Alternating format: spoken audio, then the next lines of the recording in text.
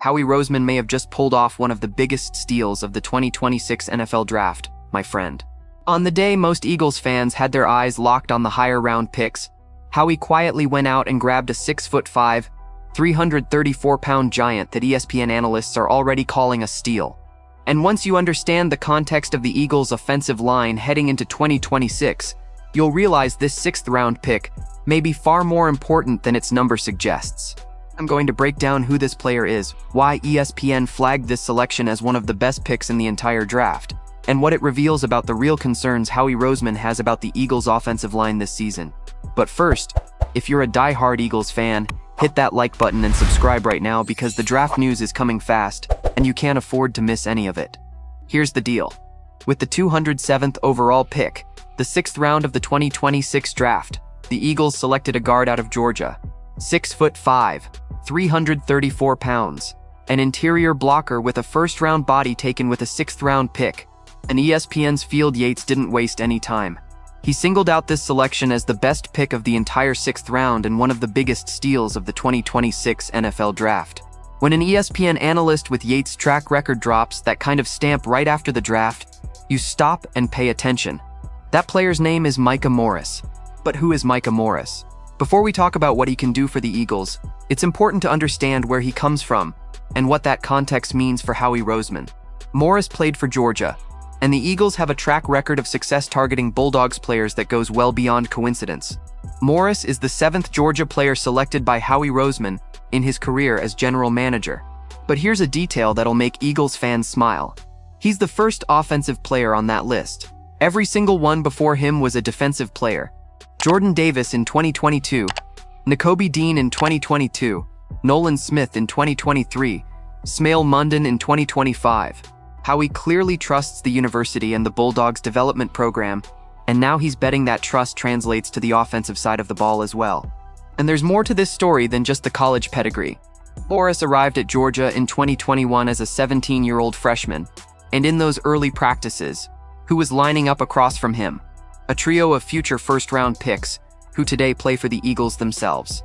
Jalen Carter, Jordan Davis, and Nolan Smith. 3 players who were selected in the first round of the NFL Draft and who are now central figures in Philadelphia's defense. Morris went up against them every single day as part of the scout team. In an interview with Dave Zangaro of NBC Sports Philadelphia right after being drafted, Morris was direct. It wasn't fun at first, but he recognizes that facing that level of talent as a freshman shaped him as a player. That's the mentality the Eagles look for. And Morris was also part of Georgia's back-to-back college football playoff national championship teams in 2021 and 2022, a winner from day one.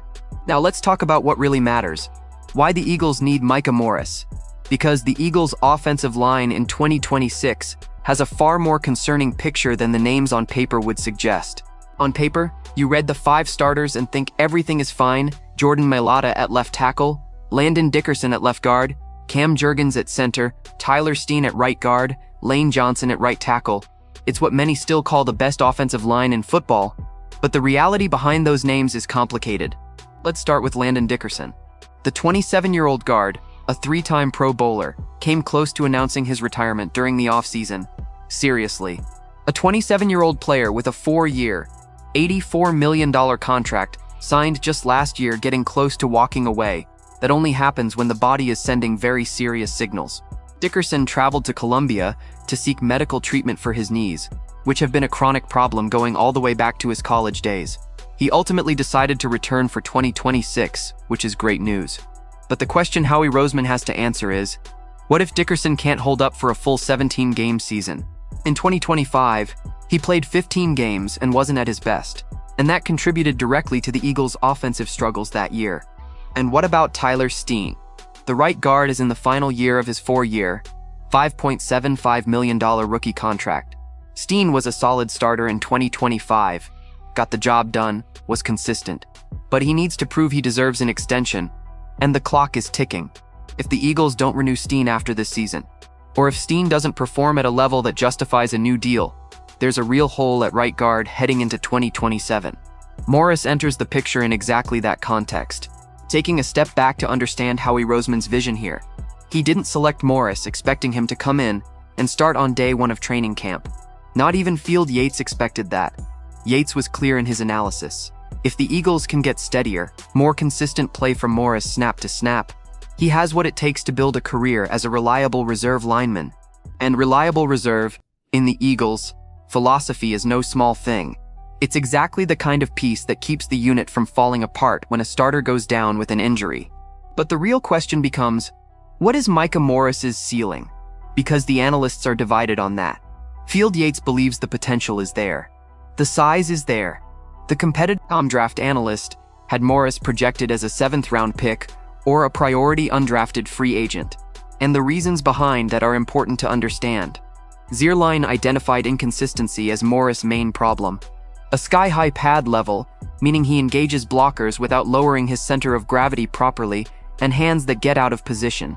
He also noted that Morris could be more efficient playing at a slightly lighter weight, which would improve his reaction speed as a movement blocker.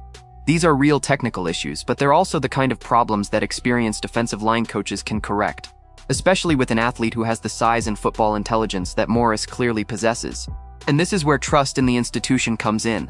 The Eagles replaced the legendary offensive line coach Jeff Stoutland with Chris Cooper for 2026.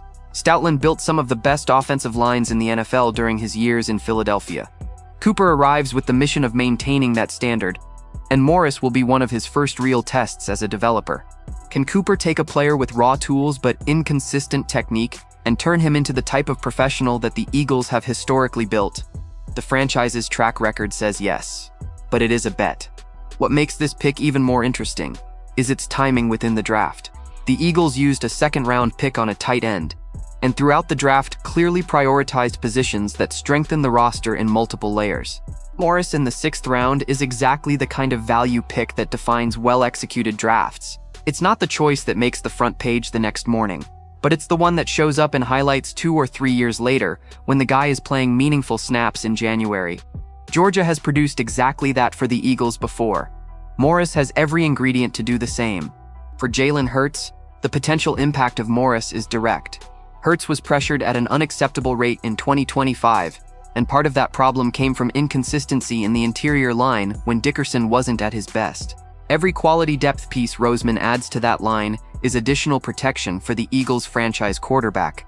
And with Lane Johnson heading into what will likely be his final NFL season, at 36 years old, coming back from a serious Lisfranc sprain, the offensive line as a whole is going to need contributions from the entire group, not just the 5 starters. With Landon Dickerson returning from health uncertainty, Tyler Steen playing for his future on the team, and new coach Chris Cooper taking over the unit, what do you think will be the biggest challenge for the Eagles' offensive line in 2026?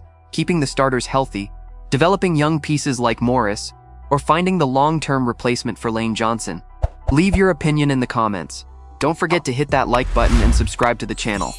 I'll be back later to keep you updated with the latest Eagles news.